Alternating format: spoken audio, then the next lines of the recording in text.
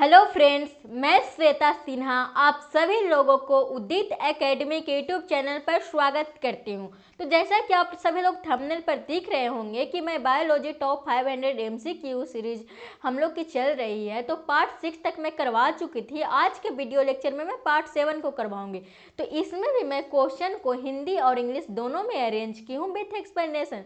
तो चलिए आज को क्लास को स्टार्ट करती हूँ। तो आज का क्लास का आपका फर्स्ट क्वेश्चन है, which of the following is true for the structure of the plasma membrane।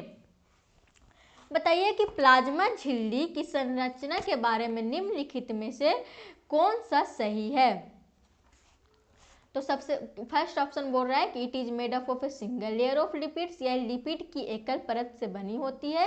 It is permeable to all molecules, यह सभी अणुओं के लिए प्रागमय होती है। It has a lipid bilayer structure, इसकी संरचना लिपिड द्विस्तरीय होती है। इट कंटेन्स ओनली प्रोटीन, इसमें केवल प्रोटीन होते हैं। तो बताइए क्या क्वेश्चन कह रहा है। क्वेश्चन कह रहा है कि जो लिखा हुआ जो ऑप्शन है इसमें कौन सा है जो सही है, मतलब प्लाज्मा मेम्ब्रेन के लिए कौन सा सही स्टेटमेंट है। तो सबसे पहला क्या है, it is made up of a single layer of lipids. नहीं, सिंगल लेयर ऑफ लिपिड के ना होकर बाय लेयर ऑफ लिपिड रहता है। तो first option is incorrect. Next option क्या है, it is permeable to all molecules. Plasma membrane क्या प्रीएमेबल रहते हैं सभी मॉलिक्यूल्स के लिए? नहीं, सिलेक्टिवली प्रीएमेबल है। क्या है? Selectively permeable. It has a lipid bilayer structure. Yes, correct answer is C. क्या है? Lipid bilayer structure. यहाँ पर आप देख सकते हैं कि प्लाज्मा मेम्ब्रेन का स्ट्रक्चर है जो किसका बना हुआ है, फोस्फोलिपिड बायलेयर स्ट्रक्चर, यानी कि बायलेयर स्ट्रक्चर लिपिड का क्या है, बायलेयर स्ट्रक्चर से मिलकर बना हुआ रहता है। D option is it contains only proteins. नहीं, इसमें प्रोटीन्स और लिपिड्स दोनों प्रेजेंट होते हैं। Next question is penicillin is produced by which organism. Penicillin किस जीव द्वारा उत्पादित होता है? Bacteria, fungi, algae, virus. बताइए कि पेनिसिलिन किस जीव द्वारा उत्पन्न होता है? बैक्टीरिया के द्वारा, कवक के द्वारा, शैवाल के द्वारा, वायरस के द्वारा। तो आप सभी लोगों को पता है कि पेनिसिलिन किसके हेल्प से बनता है? पेनिसिलिन है जो फंगस एक माइक्रो ऑर्गेनिज्म है, वो क्या करता है, पेनिसिलिन को प्रोड्यूस करता है। कौन करता है? फंगस। तो करेक्ट आंसर क्या हो जाएगा आपका? फंगी। क्या हो जाएगा? फंगी, यानी कि कवक इज द करेक्ट आंसर। कवक से आपका क्या बनता है? पेनिसिलिन बनते हैं। Next question is which of the following micro organism causes tuberculosis. निम्नलिखित में से कौन सा सूक्ष्म जीव तपेदिक का कारण बनता है? Mycobacterium tuberculosis, Bacillus anthracis, Escherichia coli, Vibrio कोलेरे।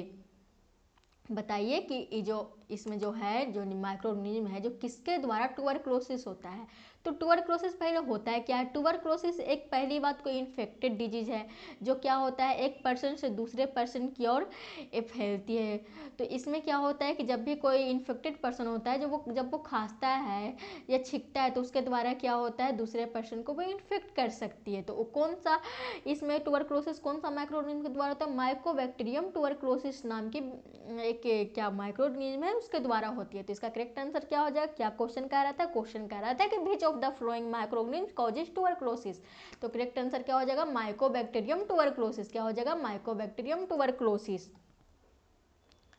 देखिए इसमें क्या दिखाए हैं हम, इसमें चार्ट को आप लोग टेबल के फॉर्म में लेकर आए हैं जिसमें क्या है कि कुछ है जो कॉमन डिजीज है जो इसका कॉजेटिव माइक्रो ऑर्गेनिज्म है जो अक्सर पीवाईक्यू में देखा गया है। तो इससे क्वेश्चन आपका आने का चांस रहती है। ठीक, तो ट्यूबरक्लोसिस किसके द्वारा होती है? माइकोबैक्टीरियम ट्यूबरक्लोसिस के द्वारा जो क्या है एक बैक्टीरिया है। फिर क्लोरा किसके द्वारा होती है? विब्रियो कुलेरे के द्वारा जो क्या है एक बैक्टीरिया है। कॉमन कोल्ड किसके द्वारा हो रही है? आपका इन्फ्लुएंजा के कारण जो क्या है आपका वायरस। रेबिस क्या है? रेबिस भी वायरस के द्वारा होती है। कौन सा वायरस के द्वारा? रेविडो विरिडियो के द्वारा। एमियोविक डिसेंट्री किसके द्वारा होती है? एंटाइमेबा हिस्टोरिका नाम की प्रोटोजोआ है उसके द्वारा होती है। मलेरिया किसके द्वारा होती है? प्लाज्मोडियम के द्वारा जो क्या है आपका प्रोटोजोआ है। Next question is which of the flowing microorganism is used in the production of egg हट।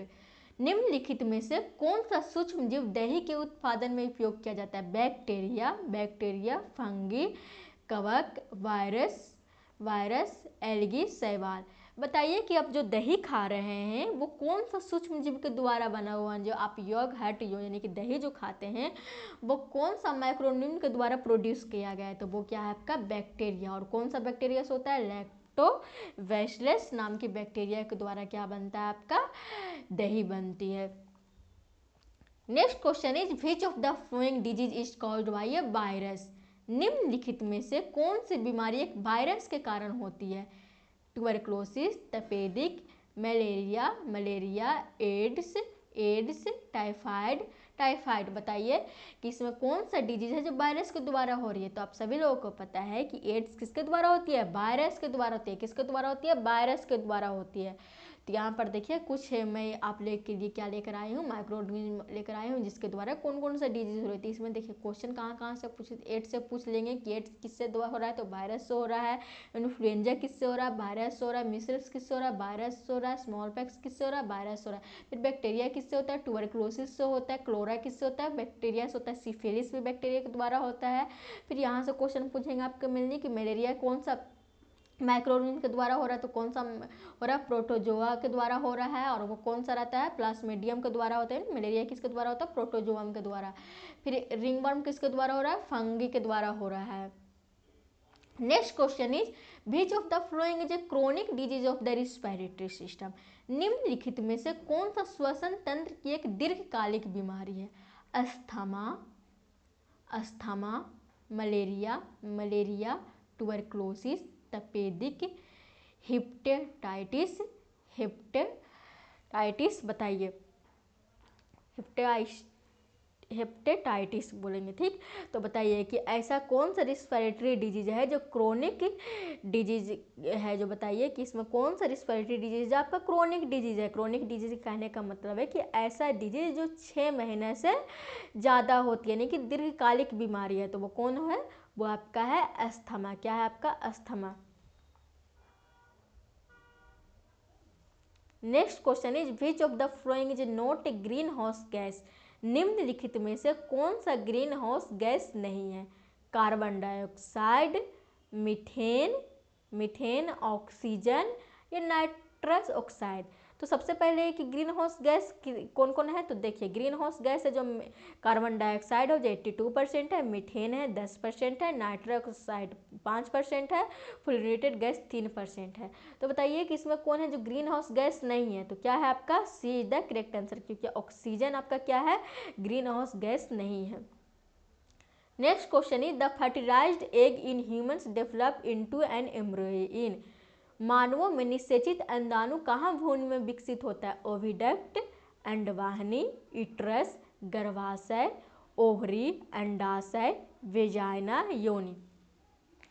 तो फर्टिलाइज एग है जो ह्यूमन में कहाँ डेवलप, तो एम्ब्रोय के फॉर्म में, भ्रूण के फॉर्म में जो विकसित हो रही है वो कहाँ होती है। तो आप सभी लोगों को पता है कहाँ होती है, यूट्रस में होती है। बेबी का ग्रोथ कहाँ होता है, यूट्रस में होता है, यानी कि गर्भाशय में होता है। तो देखिए मैं इसमें क्या लेकर आई हूँ, रिप्रोडक्टिव सिस्टम फीमेल के लेकर आई हूँ। जो कॉन्कर्स पार्ट में क्या क्या हो रहा है वो मैं इस डायग्राम के हेल्प से आप लोगों को बताऊंगी। तो सबसे पहले ओवरी से क्या होता है, एग प्रोड्यूस होती है और कुछ हार्मोन्स प्रोड्यूस होते हैं। फिर फ्लोपियन ट्यूब में क्या होता है, इसमें है जो फर्टिलाइजेशन होती है। फर्टिलाइजेशन कहने का मतलब क्या है कि स्पर्म है जो एग से मिलती है। और स्पर्म कहाँ से इंटर होती है, मतलब कि जब इंटरकोर्स जब होता है तो इंटरकोर्स के हेल्प से, वेजाइना के हेल्प से क्या होता है, स्पर्म है जो आपका कहाँ जाता है, फ्लोपियन ट्यूब में। और फिर इधर से क्या होता है आपका ओवरी से है जो एग जाती है फ्लोपियन ट्यूब में। यहाँ पर क्या होता है, फिर फर्टिलाइजेशन होता है। फिर यूट्रस में क्या हो रहा है, इम्प्लांटेशन होता है, यानी कि बेबी का ग्रोथ हो रहा है, यानी कि एम्ब्रॉय का डेवलपमेंट कहाँ होता है, यूट्रस में। भ्रूण कहाँ आपका विकसित हो रहा है, यूट्रस में हो रहा है। फिर सर्विक्स क्या होती है, जब डिलीवरी के टाइम आती है, जब बच्चा जब बाहर निकलता है तो उस समय क्या होता है, फैल जाता है जिससे कि बच्चे आसानी से निकले। वेजाइना क्या करता है, चाइल्ड वेट के लिए अलाउ करता है। फिर इंटरकोर्स भी यहीं से होती है। फिर मेंस्ट्रुअल फ्लो भी कहाँ से होती है, वेजाइना से होती है। Next question is what is the end product of glycolysis. Glycolysis का अंतिम उत्पाद क्या है, glucose, lactic acid, acetyl co pyruvate बताइए कि जो ग्लाइकोलाइसिस है उसका इन प्रोडक्ट क्या होता है। आप सभी लोगों को पता है कि ग्लूकोलाइसिस से क्या होता है, एक ग्लाइकोलाइसिस का मतलब क्या होता है कि ग्लूकोज का ब्रेकडाउन होना, मतलब ग्लूकोज इसमें टूटता है। तो ग्लूकोज क्या होता है, प्लांट में क्या होता है, ग्लूकोज जो टूटता है तो उसी को क्या बोलते हैं, ग्लाइकोलाइसिस। तो एक इसमें क्या होता है, एक ग्लूकोज से क्या होता है, एक ग्लूकोज से आपके कितने बनते हैं, 2 मोलिक्यूल्स ऑफ पायरूवेट मिलते हैं। कितने मिलते हैं, 2 मोलिक्यूल्स ऑफ पायरूवेट। तो इसका एंड प्रोडक्ट कितना हो जाएगा, क्या हो जाएगा इसका करेक्ट आंसर डी, मतलब ग्लाइकोलाइसिस का अंतिम उत्पाद क्या होगा आपका, पायरूवेट। देखिए एक ग्लाइकोलाइसिस का प्रोसेस दिया गया, आप इसको ध्यान से एक बार देख लीजिए क्योंकि बीच बीच में कभी कभी क्वेश्चन इससे ही पूछ लेते हैं। तो देखिए ग्लूकोज से क्या क्या होता है, एक ग्लूकोज है तो इसमें क्या हो जाएगा, हेक्सोकाइनेज नाम का एक एंजाइम है, वो उसके द्वारा क्या आपका बनेगा, ग्लूकोज 6 फॉस्फेट बनेगा। और यहाँ पर क्या होता है, एटीपी यूज हो रहा है और एटीपी बाहर निकलती है और इसमें क्या हो रहा है, फोस्फो ग्लूकोज आइसोमरेज जब यूज हुआ तो क्या बना आपका, फ्रक्टोज 6 फॉस्फेट। यहाँ पर भी एटीपी यूज हो रही है और फिर उसके बाद क्या होता है, फोस्फोफ्रक्टोकाइनेज एंजाइम यूज हो रहा है, जिससे उसके बाद क्या बनता है आपका, फ्रक्टोज 1,6 फॉस्फेट। उसके बाद ये क्या करता है, फ्रक्टोज बाइफॉस्फेट एल्डोज के एक एंजाइम यूज होता है, उससे के बाद क्या बनती है, डाईहाइड्रोएसीटोन फॉस्फेट बनता है और फिर क्या बनता है, ग्लिसरॉल 3 फॉस्फेट में ब्रेक डाउन होता है और ये दोनों क्या होते हैं, एक दूसरे में इंटरकन्वर्टेबल होते हैं। उसके बाद क्या बनता है, ग्लिसरील्डिहाइड 3 फॉस्फेट डिहाइड्रोजिनेज के हेल्प से आपका क्या बनेगा, 1,3 बाई फॉस्फोग्लिसरेट बनेगा। यहाँ पर क्या हो रहा है, NADP का यूज हो रहा है जिसके द्वारा फिर क्या बनता है, NADH बनता है। फिर उसके बाद क्या होता है, फिर उसके बाद 1,3 बाई फॉस्फोग्लिसरेट से आपका क्या बनता है, 3 फॉस्फोग्लिसरेट बनता है, किसके हेल्प से, फॉस्फोग्लिसरेट काइनेज से। और यहाँ पर क्या हो रहा है, ATP के यूज होकर ATP, फिर इसमें ATP का भी फॉर्मेशन होता है। फिर उसके बाद क्या होता है, फॉस्फोग्लिसरेट से भी फिर क्या बनेगा आपका, 2 फॉस्फोग्लिसरेट बनेगा और यहाँ पर आपका क्या होता है, फॉस्फोग्लिसरेट म्यूटेज बन रहा है, एंजाइम यूज हो रहा है और उसके बाद क्या होता है, क्या बना आपका, 2 फॉस्फोग्लिसरेट। उसके बाद क्या बनता है, 2 फॉस्फोग्लिसरेट आपका फोस्फो नाइल पायरूवेट बनता है, किसके हेल्प से, इन्यूलाइज के हेल्प से। यहाँ पर क्या होता है, वाटर है जो यहाँ पर रिलीज होता है, ठीक। तो उसके बाद क्या बनता है आपका, उसके बाद फोस्फो पायरूवेट से आपका क्या बनेगा, पायरूवेट बनेगा। क्या कब बनेगा, पायरूवेट काइनेज है जो यूज होगा उस इसमें, तो क्या बनेगा आपका, पायरूवेट। और यहाँ पर ATP यूज होकर क्या इसमें रिलीज हो रहा है, ATP। यानी कि इस प्रोसेस में कितने ATP आपके बने, 2 ATP बन रहे हैं। कितना ATP बन रहा है आपका, 2 ATP, यानी कि 2 ATP यूज हुआ है और 2 ATP आपका बना है। तो इसमें मेनली आपका क्या बेनिफिट हुआ, आपका पायरूवेट का बेनिफिट हो रहा है कि कितना पायरूवेट यहाँ पर बना है, 2 मॉलिक्यूल्स ऑफ पायरूवेट बनते हैं, ठीक। Next question is which type of reproduction involves only one parent. किस प्रकार की प्रजनन प्रक्रिया में केवल एक माता पिता शामिल होते हैं, सेक्सुअल रिप्रोडक्शन, यौन प्रजनन, एसेक्सुअल रिप्रोडक्शन, अलैंगिक प्रजनन, parthenogenesis, none of the above. उपरोक्त में से कोई नहीं। बताइए कि ऐसा कौन सा रिप्रोडक्शन है जिसमें सिर्फ एक पेरेंट इन्वॉल्व होते हैं। तो आप सभी लोगों को पता है कि रिप्रोडक्शन 2 टाइप्स का होता है, एक सेक्सुअल रिप्रोडक्शन और एक एसेक्सुअल रिप्रोडक्शन। तो सेक्सुअल रिप्रोडक्शन में क्या होता है, दोनों पेरेंट्स का इन्वॉल्वमेंट होगा और एक सेक्सुअल रिप्रोडक्शन में क्या होता है, सिर्फ एक पेरेंट्स का इन्वॉल्वमेंट होता है। तो इस क्वेश्चन क्या कह रहा था कि which type of reproduction involves only one parent, तो क्या हो जाएगा correct answer, asexual reproduction. Okay, thank you. अब हम मिलते हैं पार्ट 8 के साथ नेक्स्ट वीडियो में, ठीक।